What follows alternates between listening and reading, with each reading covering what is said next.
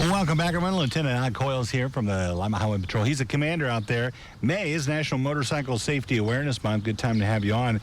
Saw a little bit of an uptick lately in the recent stats as far as crashes involving motorcycles.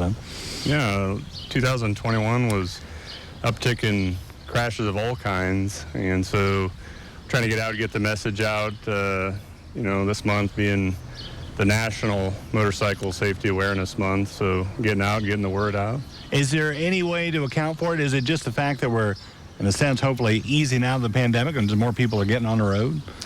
Yeah, I think it's starting to calm down a little bit this year compared to last year. The pandemic had an effect that we saw in 21, but I think it's getting back to sort of the pre-pandemic, amounts of traffic that we see. Yeah. How big of a factor is alcohol in those crashes, especially those caused by someone riding a motorcycle?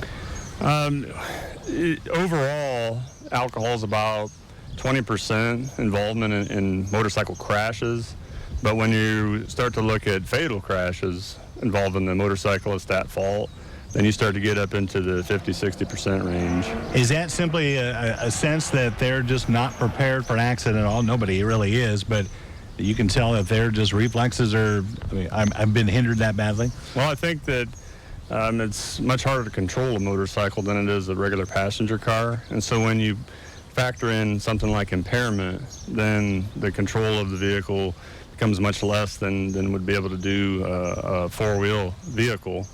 Obviously, you wouldn't want to be impaired driving either one, right. But you can see where when you get on two wheels, it gets much more difficult. What role does the motorcycle endorsement play? Is that more of a factor of getting you trained to make sure you know how to ride a motorcycle?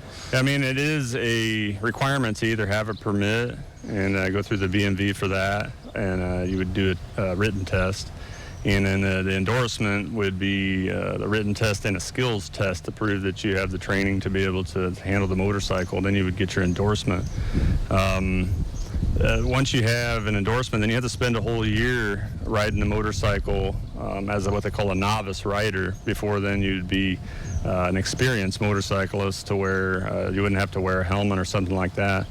But, I mean, obviously we're always in the position of pushing the use of the helmet, even if you are an experienced rider. Yeah, it surprises me that people would, and you've seen it in crashes you cover and what a difference it can make. I mean, we've seen horrible crashes involving motorcycles and cars and thought, how did that guy on the motorcycle live? And he was wearing a helmet. Yeah, the statistic is like 70% of the riders, when they're at fault, are not wearing a helmet that end up being in a fatal crash. So that's a pretty significant number, yeah. 70%. The drivers like us, we have to be just as responsible. I remember those PSAs where you come to an intersection, they'd have you look back and forth maybe 3 times because it is tough. Especially if you've got a hill or a curve or something like that, we really need to pay attention too. Yeah, when we're talking about motorcycle safety, it's not just from the perspective of the rider, but also for the motoring public, just the general traffic. So folks that are in the four-wheel regular cars. And so when we talk motorcycle safety, we talk things that the rider can do that'll be more safe. And we also talk about what the general motoring public can do to account for the riders, to look out for the riders. And when we're talking about what the general public can do is, be alert that they're out and about now. That's why May is the month. You start to see them, you've already seen them, and there's going to be more and more that come out throughout the summer. But some of the things we like to say are, look twice. You see the yellow bumper stickers, look twice, save a life. Leave some room between you and the motorcyclist. They have a much quicker stopping distance. The other thing would be before you make a lane change or merge, or if you're going through an intersection, look twice and be mindful that they're harder to see and they may be in the blind spot the first time you look. So that's why the look twice is always a good advice to follow. Good advice as always. Thank you, Lieutenant. Appreciate it. Thanks for having me on, Jeff. Doug Medical News coming